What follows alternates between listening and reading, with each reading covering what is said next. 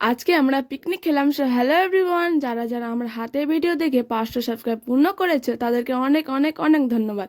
আমি জানি না আদৌ আমার কাজে সফলতা পাবো কিনা, আমার ইউটিউবের স্বপ্নটা পূর্ণ হবে কিনা, তারপরেও যারা আমার পাশে দাঁড়িয়েছো, সাপোর্ট করেছো, তাদেরকে অনেক অনেক অনেক অনেক ধন্যবাদ। অনেক হলো সফলতার পূর্ণতা গল্প। এবার বলি, আমি জীবনে প্রথমবার এক চান্সও উনুন জ্বালাতে পেরেছি, আর আজকের ভাতটা তো আমিই রান্না করেছি। এখানে শুধু আমরা নয়, আরো বেশ কয়েকটা পরিবার পিকনিক করছিল। আমাদের পিকনিক ছিল পরিবারের নিজের ছাদে রান্না করে খাওয়া।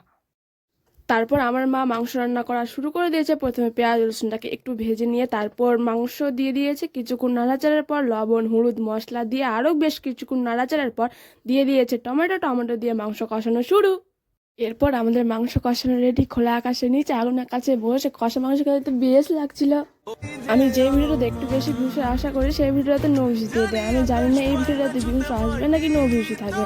তো আমার ছোট্ট একটা স্বপ্ন 1000 লাইক ও 40-50টা সামথিং কিছু কমেন্টের পারলে তোমরা বিন্দু বিন্দু দিয়ে সিন্ধু তৈরি হয় সেইভাবে একটু একটু ভালোবাসা দিয়ে আমার এই স্বপ্নটা পূর্ণ করে দিয়ে যেও। বা